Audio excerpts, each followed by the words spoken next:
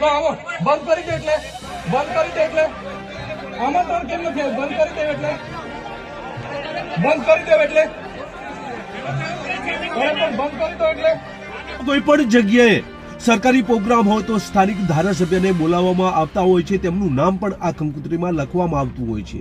પરંતુ આમ આદમી પાર્ટીના ધારાસભ્ય ચૈતર વસાવાને તેમના જ વિસ્તારમાં એક સ્કૂલ જ્યાં ઉદ્ઘાટન થઈ રહ્યું હતું તેમાં તેમને બોલાવવામાં આવ્યા ન હતા, પરંતુ સ્કૂલ તરફથી તેમને આમંત્રણ મળ્યું હતું અને તેઓ ત્યાં પહોંચ્યા પણ હતા. અને જ્યારે સ્ટેજ ઉપર તેમનો વારો આવ્યો ત્યારે સ્પીચમાં તેમણે કલેક્ટર સહિતનો જે કાફલો બેઠો હતો તેમની પાસે ખુલાસો માંગ્યો હતો અને કહેવામાં આવ્યું હતું કે હું સ્થાનિક ધારાસભ્ય છું, મને કેમ આવા સરકારી પ્રોગ્રામોમાં બોલાવવામાં આવતો નથી, જેની આજે વાત કરવી. નમસ્કાર, ક્રાઇમ આવાજ ન્યૂઝમાં તમારું સ્વાગત છે અને હું છું તમારી સાથે તમારો નાનજી ઠાકોર. આજે વાત કરવી છે નર્મદા જિલ્લાની. આમ તો કોઈ પણ જગ્યાએ સરકારી જે કાર્યક્રમ હોય છે તેમાં સ્થાનિક ધારાસભ્યને બોલાવવામાં આવતા હોય છે, પરંતુ નર્મદા જિલ્લામાં ચૈતર વસાવા જેવો આમ આદમી પાર્ટીના ધારાસભ્ય છે તેમને એક સ્કૂલના કાર્યક્રમમાં બોલાવવામાં આવતા નથી. એકલવ્ય સ્કૂલ છે ત્યાં ઉદ્ઘાટન કરવામાં આવ્યું છે અને આ ઉદ્ઘાટનમાં ભારતીય જનતા પાર્ટીના મનસુખ વસાવા સહિત કલેક્ટર અને સરકારી તંત્રનો કાફલો બેઠો હોય છે, પરંતુ આ કાર્યક્રમનું આમંત્રણ તેમને મળતું નથી.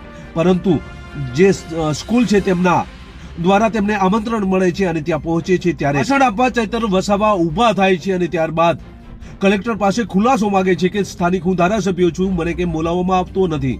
તો આ વિડીયો સામે આવ્યો છે, તો આ પ્રથમ વિડીયો જોઈએ, ત્યારબાદ વધુ ચર્ચા કરીએ. એમને બીજી વાર પણ મળ્યા હતા સાહેબને, તે પણ યાદ છે કે બીજી વાર પણ અમે મળ્યા હતા સાહેબ સાથે. આપણા વિસ્તારના બાળકોના ફૂડ બિલની પણ અમે ચર્ચા કરી હતી કે આશ્રમ શાળામાં ભણતા બાળકોને ફૂડ બિલમાં 2100 રૂપિયા મળે છે, પર ડેના 70 રૂપિયા મળે છે.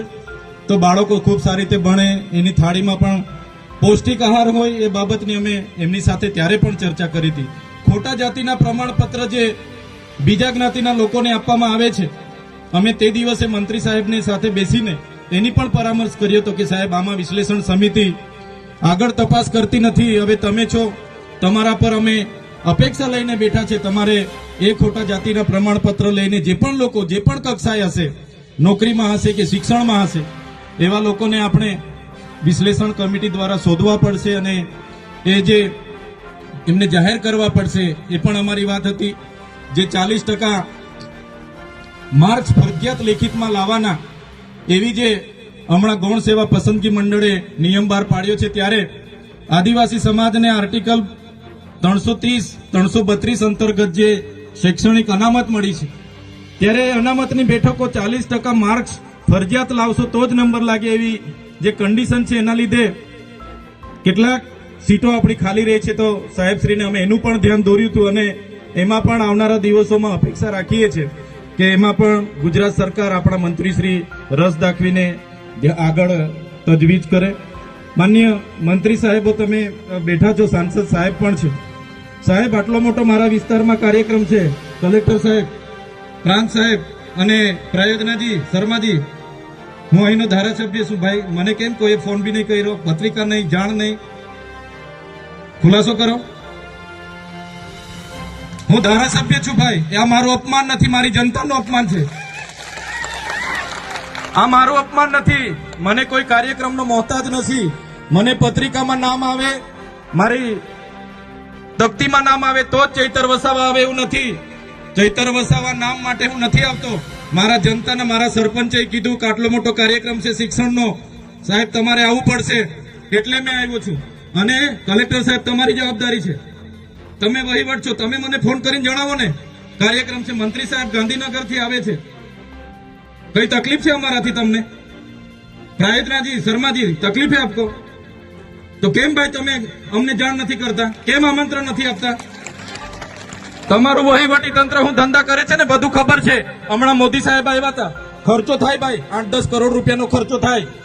તમે દેવ મોગરામાં ડેકોરેશન માટે કલેક્ટર સાહેબ 16 કરોડ રૂપિયાનો અમારા આદિજાતિ બજેટમાં ખર્ચો પાડ્યો છે. તમે ત્યાં મોદી સાહેબના મંડપના સ્ટેજ માટે 15 કરોડના ખર્ચા કર્યા છે. ટોયલેટ, મોબાઈલ ટોયલેટ માટે 2,40,000 નો 2 કરોડ ને 40 લાખના તમે ખર્ચા પાડ્યા છે. નાસ્તા માટે 2 કરોડ ખર્ચા પાડ્યા છે. તમે ડોમ માટે 2 કરોડ ખર્ચા પાડ્યા, ચા માટે 2 કરોડ ખર્ચા પાડ્યા, બસ માટે 2 કરોડ ને 71 લાખ રૂપિયાનો ખર્ચો પાડ્યો. કેમ? અમે સવાલ પૂછીએ એટલે તમને નડીએ છે. તમારા મનમાં ધુમાડો હોય તો કાઢી નાખજો ભાઈ. બરાબર છે, આ જનતાના ટેક્સના પગારે આપણે બધા છે. આ જનતાના ટેક્સનો પગાર મને પણ મળે છે અને તમને પણ. તલાટીથી લઈને કલેક્ટર સુધીના બધા તમે નોકર છો, અમે બધા સેવક છે. આ લોકોએ જે પણ કે અમે પ્રતિનિધિ છે, અમને અધિકારો આપ્યા છે. તમે અમને કેમ અહીંયા બોલાવ્યા નથી? ના સાહેબ, અમારે વિદ્યાર્થીઓ અમે કેવું પડે છે. અમને કઈ તમે દર વખતે ચિંતામાં કીધું, દર વખતે આ જ પ્રશ્ન ઉભો કરો છો, દર વખતે આ જ પ્રશ્ન ઉભો કરો છો. ઓ ભાઈ, ધારાસભ્ય છું, લોકોએ મને ચૂંટ્યા છે, મને આમંત્રણ જોઈએ ભાઈ. આ કોઈના પૈસાથી આ બિલ્ડિંગ નથી બની, તમારા ઘરના પૈસાથી બની છે. અરે વિષય પર તો મને આમંત્રણ કેમ નથી આપ્યું? મને જાણ કોઈ એક ફોન કેમ નથી કર્યો? કેમ ભાઈ? અમે ધારાસભ્ય ચૂંટાયેલા છે, લોકોએ અમને અધિકાર આપ્યા છે, અમારો અવાજ તમે દબાવવાની વાત કરો છો. અમને કેમ નથી આમંત્રણ આપી? તમે તમારે આમંત્રણ આપવું જોઈએ ને અમને. ઓ ભાઈ, બંધ કરી દેવાડો, મારો અધિકાર છે ભાઈ. તમે એમાં આવો, બંધ કરી દે એટલે આમંત્રણ કેમ નથી આવ્યું? બંધ કરી દેવ એટલે બંધ કરી દો એટલે આમંત્રણ આપવું જોઈએ ને તમારે. અમને તમે આમંત્રણ કેમ નથી આપ્યું ભાઈ? અમે ચૂંટાયેલા ધારાસભ્ય છે, અમને એક ફોન કોઈનો આવ્યો નથી. કલેક્ટર સાહેબની જવાબદારી છે. આ કોઈના કમલમના પૈસાથી આ બિલ્ડિંગ નથી બની ભાઈ. કોઈ તો પછી પણ સાહેબ, અમે તમારી રિસ્પેક્ટ કરીએ છીએ સાહેબ. દરેક સરકારના કાર્યક્રમમાં હાજર છે.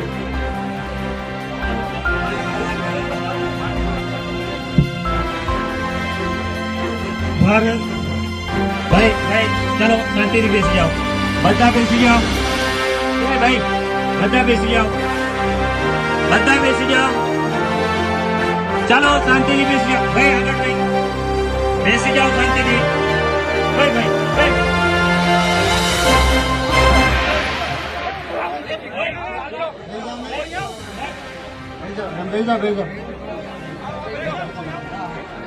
જિલ્લાની એકલવ્ય સ્કૂલમાં આ સરકારી પ્રોગ્રામ હતો.